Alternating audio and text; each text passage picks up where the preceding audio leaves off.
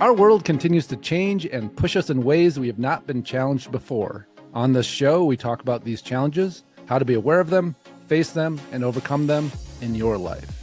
This is David Waldas, creator of the Aligned Living System. And I'm Nick Musica, Aligned Living Coach. Welcome to the Aligned Living System podcast.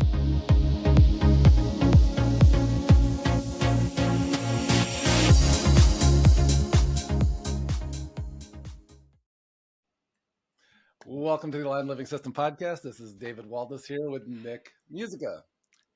Today's topic is disassociation and trauma. So again, we love to jump into these light topics and super easy, kind of ease into the day. Yes. So we're recording at 9:30ish PST. This is how we start the day sometimes. Yeah, we've been talking for a half an hour too. We're like, oh, we should include people in on this conversation. This is a good one. Somebody hit record. So when trauma happens, it creates some level of disassociation, right? And we talk about traumatic events, we talk about PTSD, we talk about even at a mild level when it comes in, that fight or flight response. And really both of them are a form of disassociation. If we think of association with ourselves as like, I'm really locked in on who I am, I'm here with myself, I'm seeing myself clearly. And then when we disassociate, we're basically leaving our alignment, we're abandoning ourselves and we're going into some other story, some other version. In Aligned Living, we call it our parking spots, the places where we go to our personalized parking spots to be angry, to be a victim, to run, to flee, to fight, to flee, to basically engage differently than who we truly are. And so, I was having a really interesting conversation with one of my coaches the other day about what happens with trauma and about that disassociation. And we're talking about an experience I had as a teenager and the disassociation that I experienced afterwards and the way that I responded. And at that point, I just started living basically above my crown. And I really disassociated from my body a lot. And as I went through life until I was, really, maybe when Aligned Living came along, I didn't really fully live in my body. I kept getting better at it, but there was a real sense of disassociation. And I'm like, God, I have such an amazing pain threshold. It's amazing. I can crash my bike and I can get hit by something. And I'm like, I can go to the dentist and I don't need Novocaine. Like I can just pop up here and they can, do what they need to do. And, and I was like, gosh, I have this great sense of control over my own self, my pain threshold. And I'm like, well, the greater truth is actually I can leave my body on command and abandon myself and go, yeah, I'm not gonna worry about that dude down there. I'm up here. And so, it was kind of a funny realization. I'm like, gosh, I'm so proud of this pain threshold I have, pretty impressive to me. Like, but you say, gosh, you're really good at disassociating on command. Like, oh, that sounds a lot less cool, a lot less masculine and powerful. I don't know. I'm finding it so funny that you what did you say? I'm so good at leaving my body. Is that what you just said? Disassociating on command. Yeah. Leaving my body. I can just pop out. I'll see you later. Good luck with things. And, it's funny that like so many people that are empathic, so many people that have had traumatic experiences, like that becomes an option. And, when it is, we end up utilizing it in discomfort.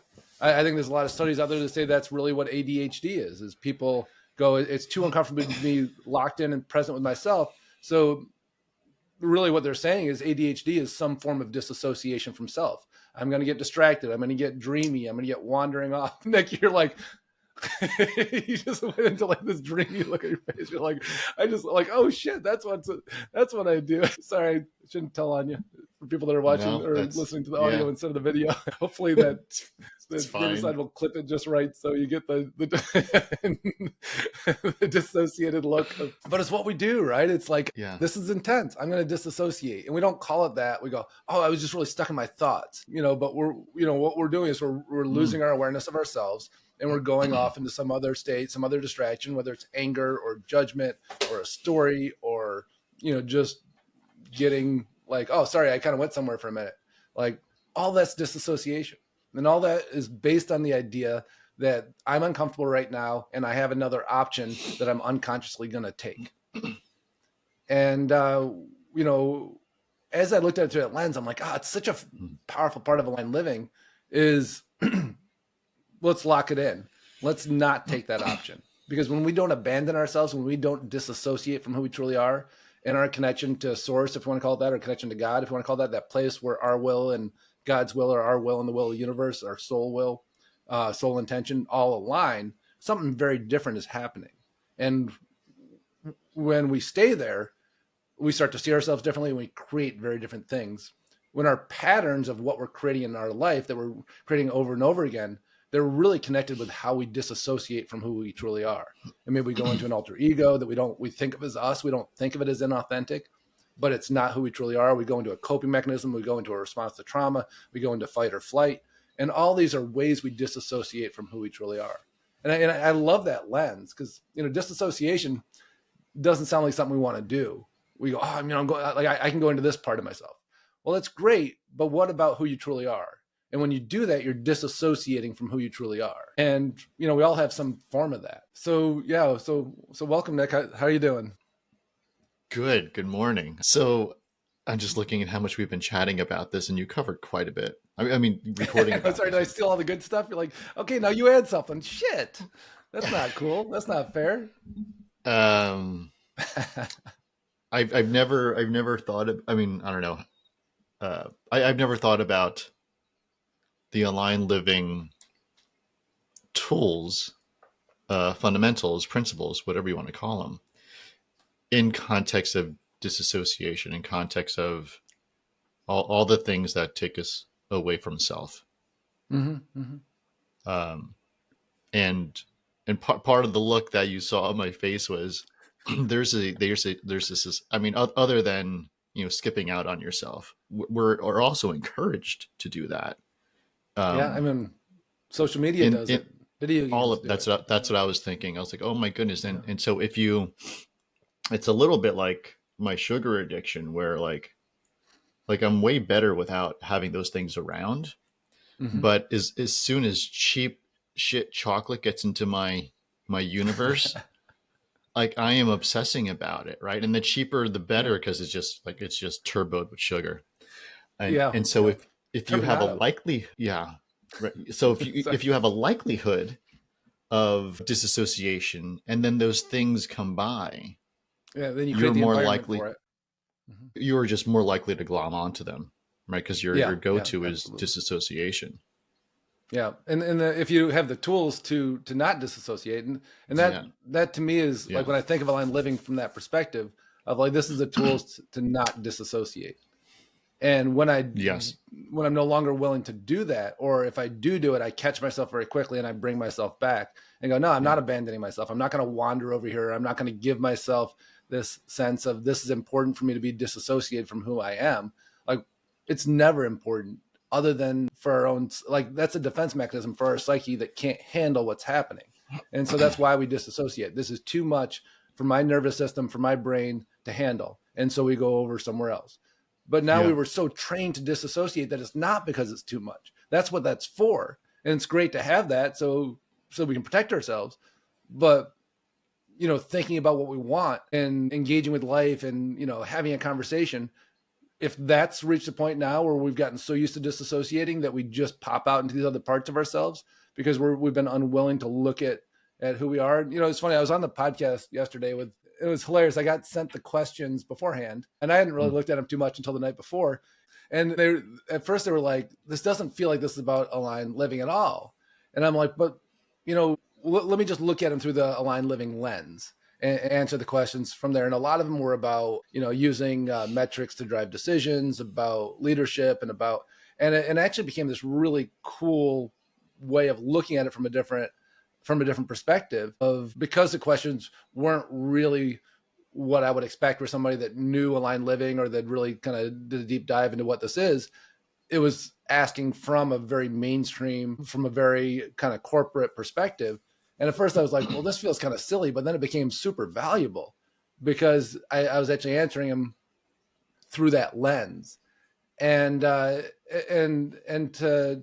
look at how people operate in that world, it's so much the questions were, how do you have authenticity when your work asks you to be something else, but your social life asks you to be something else? And, this idea of like how normalized it is for us to have these different personas in different settings. Hmm. And, you know, I said, like, when we feel the need to have that, it's always about unresolved trauma. Because when we have to be something different than we are, there's a part of us we feel we need to hide. And, you know, I mean, of course, it could be behavior that wouldn't go well in the workplace. But ultimately, what it really is going, you know, I'm not comfortable with people seeing me this way. This is too vulnerable. This is, you know, I don't feel safe. And so Yeah. so many people don't work through that first layer of discomfort, that what I call it, like a veneer over who we truly are. And our trauma, our coping mechanisms, like these things that we're afraid that people are going to see, when we look at it, it's like this big thing inside of us that, like, oh, I don't want to touch that. I don't want to look at that. And it feels like it's solid, but it's not. It's a veneer. And underneath that veneer, that very thin coating is our greatness and our greatest self. You know, I'll never forget when I was a little kid, my first Easter that I remember, where we got chocolate bunnies, and we didn't usually get them. But I always saw the people with them, and I was like, oh, chocolate bunny. Like, I always wanted one. And I remember maybe I was like 9 or 10, and my mother got us chocolate bunnies, and I was like, oh, look at all that chocolate. Like, finally, it's like I finally got it, and I bit into the ear, and that fucking thing was hollow. I'm like, you kidding me? Hollow. This bullshit. So disappointing. So disappointing. I'm like, what? Mom, this is hollow. I had this massive chunk of chocolate in my hand. What an illusion. Bullshit. But it's a great illusion when we go to do our work and realize, like, this isn't solid. Like, I can actually pass through all this trauma. I can pass through all these coping mechanisms, all this shit. And on the other side of that is who I am. And when we do that, now we actually have something concrete to work with. We have something that's worth not abandoning. And when we're only hitting against that veneer, that feeling of, oh, there's something very wrong here, there's something that people shouldn't see about me, and we haven't gotten on the inside of that, we're always disassociating because we have to hide and compensate for it. But once we get inside there and go, oh my gosh, that was just the outer layer, and inside this is me, and I can't keep abandoning me. I was just trying to avoid what I thought I had to, because how am I going to function if that's who I am? And there's a solid bunny inside me full of nastiness that and trauma that I just can't go past that. But once people bite the ear off and go, shit, it's not solid, all of a sudden there's freedom. And once we start to recognize that and go, then we go, oh, I want it to be resolved. Oh, good. Now this is resolved. I'll never have to work on it again. But the truth is, well, as you grow and expand, you will have to work on it again, but it won't be that big a deal, because you'll know that it's hollow. You'll know that it's not solid. You'll know that it's not who you are. And so you can continue to operate and be who you are while you're working with the stuff that comes up, because you're growing, because you're expanding, because you're showing up more. And then we train ourselves not to disassociate. And again, we still do it, but we recover faster and we're more aware of it. And we stop abandoning ourselves. We stop abandoning God. We stop abandoning, you know, who we truly are, however we want to look at it. But that bringing the term disassociation into it feels great to me. So Nick, do you want to add anything? Sorry, I know that this was my topic, and so I'm just going on and on about it. Yeah. And so I don't want to put you on the spot, but I also want to make sure that I'm giving you the mic if you're wanting to add anything. I mean, I'm thinking, like, what's the nearest mental neighbor in my head right now that maps to what we're talking about, and it's that 10 in stable career that I bring up every once in a while, which it wasn't mine to feel. Also, I was feeling it quite a bit, right? Because and only until did you and I do the Harrison did you bring it up, and I really thought, like, what's your problem? This is not my problem. This is your problem. Focus on something different. Like, why are you confused about why something is important to me? Because it makes sense for it to be important to me. It would be reckless for it not to be important to me. Right. right. There's the next page, David. Go to that. Let's see what's there. But then, you know, you hung in there and brought other things associated with that to my attention. And then I started to realize weeks and months later how that was, I would say, in the context of disassociation, is certainly part of it, because it mapped to abandoning self. Yeah. Absolutely. By staying in a situation that wasn't right for you. Right. Yes. Regardless if that's how I mean, there was a line in the sand where that's how things were. And then on the other line, on the other side, was that has nothing to do with anything about me, except I've been living that way. Mm-hmm. So then what's the Yeah. piece that's like, what here is mine and what's not mine, and where's that, how is that dissociation contributing to this? Because Right. this is not about me, but it's also how Right. I'm Right. working. It's about your past. That's right. Yeah. And what's Yeah. cool about that too is you broke through that veneer and now you work for yourself Yeah. and do your own thing. And at Yeah. times that veneer, like, and it's funny too, because when we're passing through it in our discomfort, we go to disassociate and we may go into that veneer and go, oh God, maybe I should get a job. Maybe, this is a hard week. Maybe, like my accounts receivable are off, or like, God, I hate this feeling of not knowing if the next client's coming, whatever it is. Right. And then we go, oh man, I'm disassociating from Yeah. myself now. And I'm squeezing myself into that little veneer, that parking spot, as we call it. And I'm getting really uncomfortable. And this is where I go now to feel like I better get stable. I better put things in front of me. But what do? We burn that off and go, let's take that option out. Let's not make it possible for us to go into that little veneer anymore, so we don't get stuck. And then we Yeah. just have to I mean, be there and we have to be responsible for ourselves. for whatever reason, I'm reminiscing of driving on black ice, like on the East Coast, where like the first time you do it, like you're like, what the hell just happened? Right? You go from Yeah. solid asphalt to Yeah. just like, it's a make-believe steering wheel for a Yeah. moment when you hit the black ice, right? Because you're just sailing, Mm-hmm. and then it's terrifying when you realize what happened. Right? So there's that Mm-hmm. awareness, but then the next time you hit the black ice, not that it feels good to hit the black ice, mind you, because you're still out of control. It's a make believe steering wheel, but but you're in for. Mm-hmm. Mm-hmm. And you can go into it differently. You can be in it Yeah. differently, and you come out of Yeah. it differently. I've been here before. Right. So, yeah. Yeah. So there's it's that first feeling, which is very uncomfortable. Mm-hmm. But then when it shows up, and 10 and stable career sometimes shows its face a little bit, as you were talking Mm-hmm. about, right? And Mm-hmm. like taps me on the shoulder and is like, do you want to come and play? Do you want to spend some time here Ooh, and not feel good? I saw this job. This feels like it could be perfect. Yeah. Yeah. Yeah. Wouldn't it be Yeah. nice? Or something else that stirs up that is not good, right? Yeah. Yeah.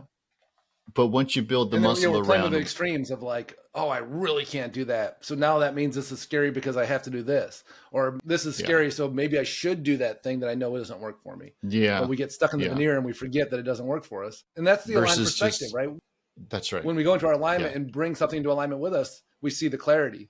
But when we go and leave our alignment to go out into it, we're like, oh, I'm in the veneer. I'm in the, there's something very wrong here. I'm in the, the disassociation from who I truly am. And stuff looks really different here. Yeah. And it goes from, really using that perspective, that aligned living perspective, goes from, it makes sense to be in the muck and in those stirred up feelings. And then when you bring that into, this is right where I should make a decision from.